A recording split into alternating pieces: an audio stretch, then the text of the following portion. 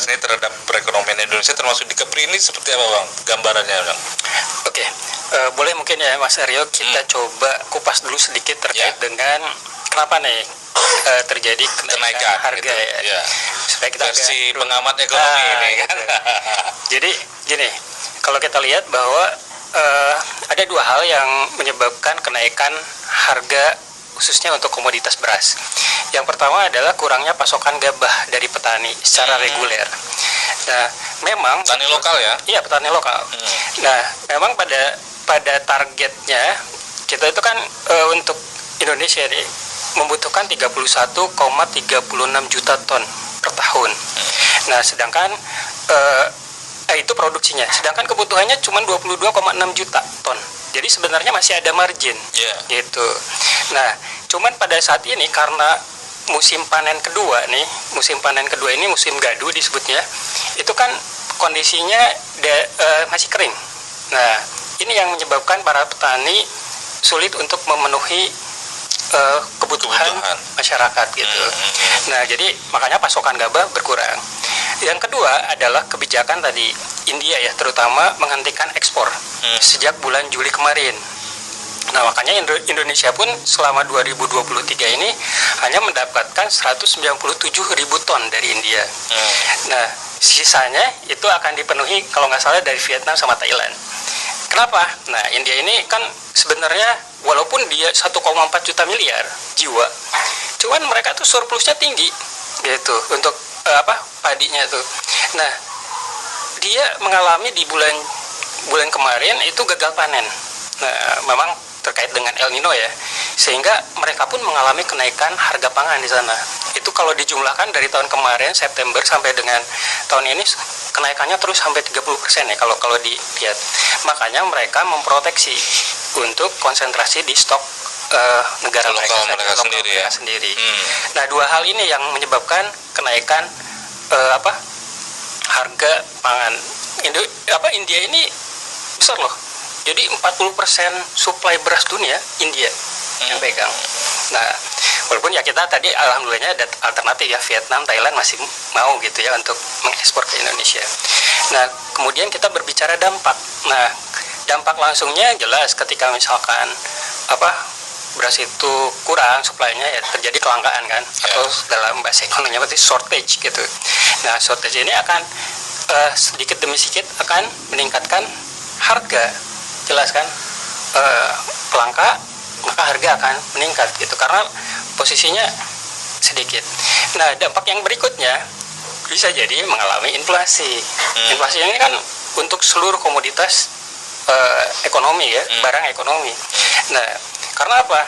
Ya, kita sendiri tahu bahwa inflasi kan disebabkan oleh cost push inflation. Jadi ketika harganya meningkat ya terjadi inflasi.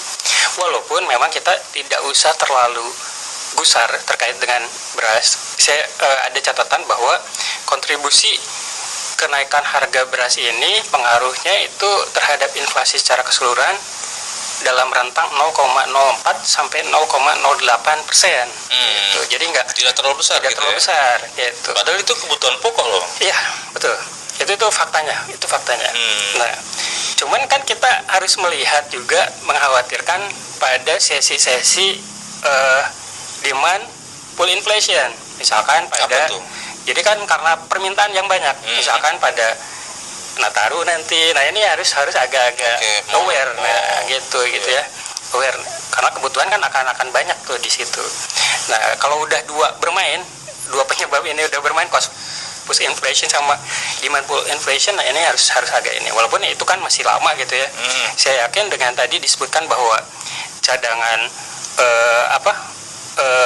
beras ini masih banyak ya, saya pikir sih masyarakat cukup tenang-tenang aja lah gitu. Karena memang walaupun misalkan naik, ya saya sih tadi opsi yang berikutnya ya yang dicurigai, kenapa nih kok di pasaran naik walaupun harga stoknya ada gitu. Ya permainan lah di sini ada. Misalkan ya tadi kalau misalkan ada dari retailer atau misalkan dari pihak distribusi untuk yang premium, di situ celahnya gitu. Itu dampaknya ya. Baik. Tadi kan disampaikan juga bahwa ada operasi pasar ya yang dilaksanakan oleh Bulog oleh pemerintah. Nah itu berpengaruh nggak sih Bang? Pengaruhnya besar nggak sih operasi pasar yang dilakukan itu? Secara kan cuma 2 hari biasanya kan, cuma 2 hari. Apa gitu berpengaruh juga Bang terhadap harga setidaknya? Itu akan sangat berpengaruh. Jadi salah satu opsi yang harus dilakukan ketika terjadi kenaikan harga ini adalah operasi pasar. Operasi pasar itu kan tujuannya adalah untuk terus menjaga supply chain nih kepada masyarakat ini terus ada gitu. Jadi barang itu kalau misalkan orang mau menaikkan harga pun ketika supply-nya ada yang lebih murah, mereka juga akan mikir oh ini bakal apa? Mereka nggak laku nih barang nih. Ya, orang lari ke operasi pasar operasi itu pasar ya? dong. Apalagi tadi disebutkan bahwa ada kebijakan pemerintah pusat itu ada stabilisasi harga, ada beras SPHP yang memang ya kita harus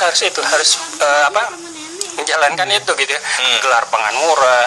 Ini setiap stakeholder terkait dengan pangan, baik itu Dinas Ketahanan Pangan ataupun Dinas Perindustrian dan Perdagangan, termasuk Bulog, ini harus berkolaborasi untuk supaya tadilah kalau ada spekulan yang main-main gitu ya, itu udah agak ini ada operasi pasar nih, jadi mereka juga agak gentar dikit gitu. Nanti daripada mereka nggak laku kan, nah udah banjiri dengan operasi pasar, insya Allah itu akan stabil harga gitu. Operasi pasar kan tentu butuh sasaran juga. Ada sasaran yang harus dituju gitu. Mungkin operasi pasar itu lebih ke masyarakat miskin. Tujuannya kan biar benar-benar yang beli itu masyarakat miskin gitu. Tapi kan kadang-kadang operasi pasar ini kan terbuka, bebas untuk siapa aja yang beli. Nah ini nih kadang-kadang dimanfaatkan juga sama orang-orang yang memang nggak punya hati lah kalau kita bilang ya.